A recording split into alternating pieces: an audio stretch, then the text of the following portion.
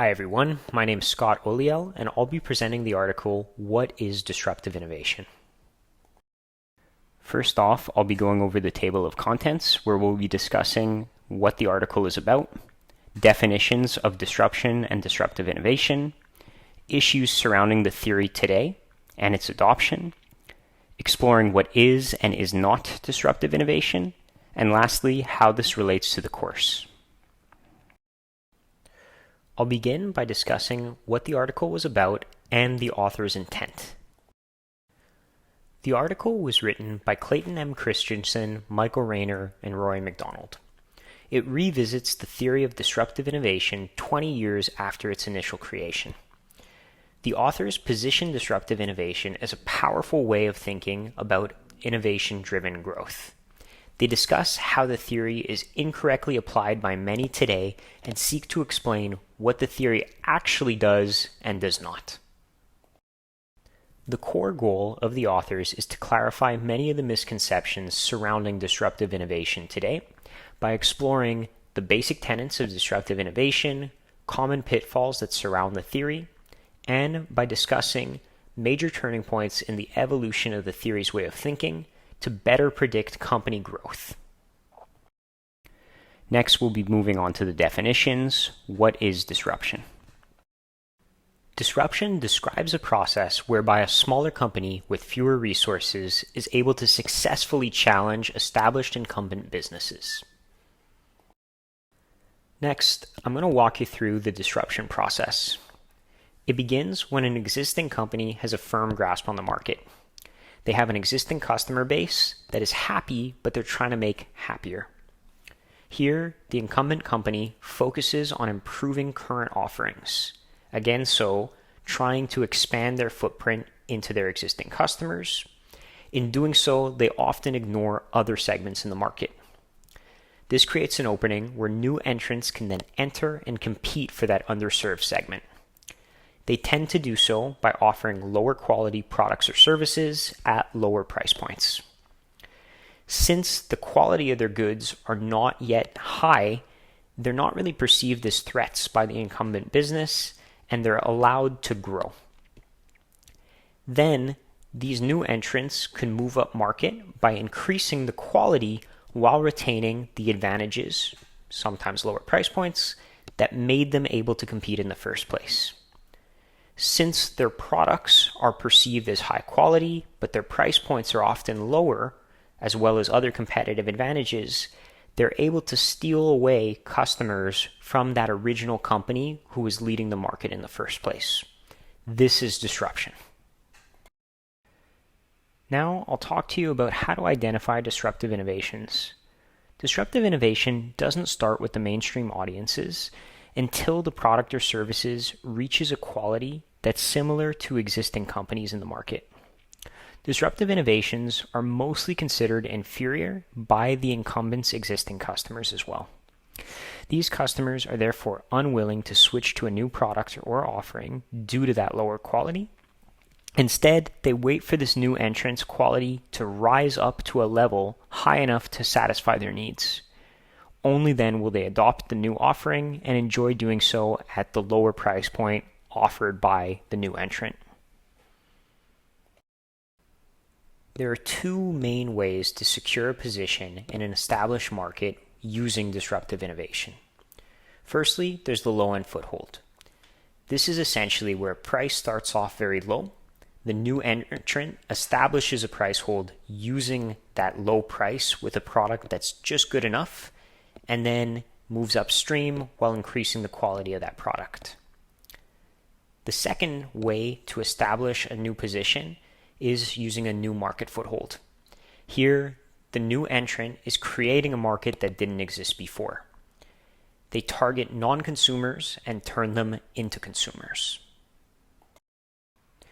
Now that we've defined disruptive innovation, we'll move on to theory adoption issues. We'll begin with the common pitfalls of the theory and then discuss overlooked points. I'll begin with common pitfalls of the theory. Disruptive innovations theories have spread since its inception, but this has not been without major issue. First off, Basic aspects of disruptive innovation are widely misunderstood today. Next, refinements that have been made to the theory are mostly disregarded. Instead, most of the people who are using the theory refer to its initial formulation, but fail to acknowledge some of the already addressed shortcomings that have changed over the past 20 years. Lastly, many of the individuals referencing the theory today do not understand it. Many researchers, writers, consultants use the theory to describe any situation in which an industry is shaken up. Disruptive innovation does not apply to every company in a shifting market. I'll now discuss 4 points about disruptive theory that the article mentioned as being often overlooked. The first point is that disruption is a process. It is not a product or a service at a fixed point. It often starts with a pilot or an experiment that evolves over time. Disruption is the model and not the product. Only after success does the new entrant target the mainstream market. Second, disruptors' business models are often very different than those of the existing market leaders. The example used in the article was the iPhone. Apple focused on making it easier for application developers to build apps connected to networks, and they created a model centered around a new market for internet access. Third, some disruptive innovations succeed while others do not. A common mistake when discussing the theory is to focus on the results achieved.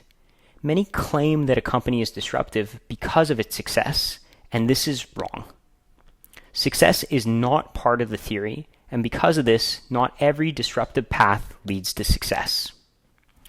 The last point that we often hear is disrupt or be disrupted. This can lead companies down a bad path. Businesses should respond when they see disruption taking place, but need to ensure that they don't ruin their currently successful operation. They should instead continue focusing on their customers and sustaining innovations, but they can create separate growth divisions. Starting their own disruptors is a good way to protect themselves, even if it means cannibalizing their own market share. It's better that your own department eats away market share than competition. We'll now move on to what is and is not disruptive innovation. I'll provide you with the main example used in the article and then run you through the process of how disruptive innovation works in practice. The main example used in the article was Uber, and a core question the article addressed was, is Uber a disruptive innovator? Uber, from its creation, focused on increasing the total demand for their service. More importantly, they did not focus on a niche market and instead targeted the mainstream market from the very beginning. Only once Uber was established did they then go and target underserved segments. This means that Uber is not a disruptive innovator. Uber focused on sustaining the advantages and innovations that they already had, and it's perceived by many from the start as being better than the established market leader, which was taxis at the time. Uber is an outlier, but not a disruptive innovator. What Uber does have that could be perceived as disruptive is actually their black car service. So this was an option that was more expensive than traditional Uber, but less expensive than a standard black car service. Here, Uber gave up certain features like advanced reservations. However, even without that, some customers were willing to overlook the lower product offering for the lower price point that Uber was offering. This black car service would be a disruptive innovation. Moving on, let's discuss how the disruption process actually works. Low-end and new market footholds are not populated by lone disruptors, but instead by several firms challenging the status quo. The established leaders in the market then set the price, allowing new entrants to enjoy growth while remaining profitable. The leading companies in the market begin to give up some of their position due to the growth of new entrants, and in response, they reduce their prices. Now, price-based competition amongst all entrants intensifies. Some entrants will struggle, but some will improve their offering, driving up market to compete at a more profitable position. This disruptive effect drives all competitors up market. Now, I'll explain how this topic relates back to the course, and I'll also discuss how it can be useful for managers. As the authors described, the incorrect use of the theory is prevalent, and this means that managers are making mistakes today. It's very important that you understand the process of disruptive innovation. You need to be aware that disruption is not always something that's successful. Sometimes it works, and sometimes it doesn't. Disruption also cannot be applied to every instance where a new business shakes up an industry. Distinguishing what is and is not disruption is very important to your success. Next, the addition of the two distinct ways to secure a market position using disruption gives managers guidance on how to identify opportunities for disruption and how to protect themselves against threats early on. Not every competitor is a disruptive one. Only by correctly applying the theory can managers position themselves to best address their competition. How can the disruptive innovation model be used by managers? Disruptive innovation does not tell managers what they should and should not do. Instead, it helps make a strategic choice between sustaining a successful path and pursuing or challenging a disruptive one. The theory helps managers better predict outcomes. When a disruptor enters the market and tries to face existing leaders directly, the leader will accelerate innovations and defend their position. This allows them to fend off the entrant by adjusting prices or through acquisition. If you are the incumbent, you can use this theory to identify potential threats, versus if you're trying to enter a market using disruptive processes, you can ensure that you're best positioned against those who are already established. Disruptive innovation can be perceived as an opportunity for new entrants and both an opportunity and threat for those who are already established. Entrants should always be on the lookout for underserved markets, while incumbents should be concerned about those who are trying to disrupt them and move up market. Those who hold market position need to protect their success by developing business units that seek to disrupt their own model prior to competitors entering the mix. By creating a new business unit that disrupts the status quo, a company may face internal cannibalization, but at least it's internal rather than coming from the outside. Managers also need to use IS to effectively combat the ever-changing competitive landscape.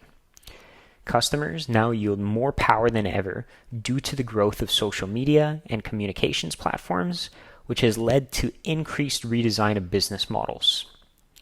The internet has led to growth of new and unforeseen threats and methods to disrupt established industries. A manager can better manage these threats and opportunities by adopting a visionary role. Managers now need to be flexible, agile, and responsive to react to the fast-changing environment that they operate within. Thank you very much for listening. Please reach out if there were any questions.